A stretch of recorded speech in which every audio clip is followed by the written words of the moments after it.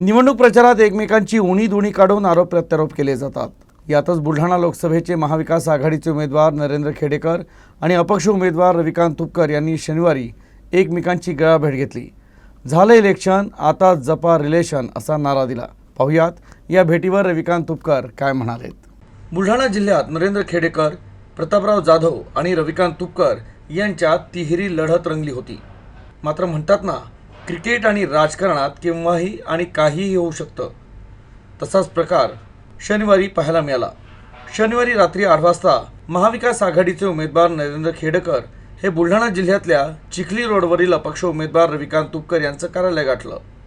या सर्व प्रकारामुळे कार्यालयातील कर्मचारी आणि परिसरातील तुपकर समर्थक क्षणभर अवाक झाले होते। मात्र या कार्यालयात दोघांनी कडाडून गळाभेट घेतली। झालं गेलं पार पडलं, निवडणूक संपली। मात्र ज्याचं जमेल त्यानं लोकसभेत शेतकऱ्यांच्या प्रश्नांवर लढायचं, शेतकऱ्यांच्या प्रश्नांवर एकत्र येऊन काम करायचं असा करार या भेटीत झाला। विविध आरोप प्रत्यारोपांनी आणि धमक्यांनी गाजलेल्या या लोकसभेच्या निवडणुकीतील उत्तरार्ध खरोखरच राजकीय वर्तुळात सुखावणारा ठरलाय।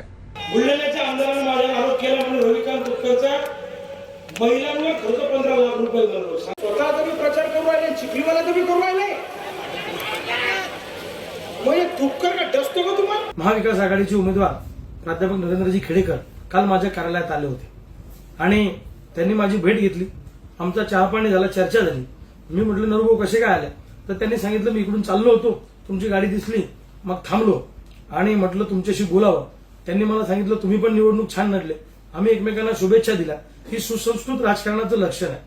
त्यांनी सांगितलं ठीक आहे, निवडणुकीत आपण आरोप प्रत्यारोप केले असतील, तेवढ्या पुरतं वैचारिक असू शकतं, परंतु तुम्ही पण खूप ताकदीनं सर्वसामान्यांच्या बळावर लढले, आम्हाला कौतुक वाटलं। अशा पद्धतीच्या भावना त्यांनी त्या ठिकाणी व्यक्त केल्या। आणि शेतीच्या प्रश्नावर काही असेल, निवडणुकीचा निकाल काही लागो, आपण शेतीच्या प्रश्नावर एकत्र मिळून भविष्यकाळामध्ये काम करू, अशी भावना त्यांनी या ठिकाणी व्यक्त केली। तर हे मला चांगलं वाटलं आणि अशी भावना प्रत्येकाने ठेवली पाहिजे।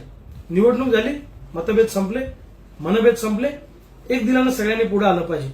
तर याचा प्रत्यय काल प्राध्यापक नरेंद्रजी खेडेकर आणि आमच्या दोघांच्या भेटीने एक चांगला संदेश जिल्ह्याच्या राजकारणात गेला, असं अनेक लोकांनी प्रतिक्रिया माझ्याजवळ व्यक्त केलेल्या आहेत। त्या भेटीचा राजकीय अर्थ कोणी लावू नका।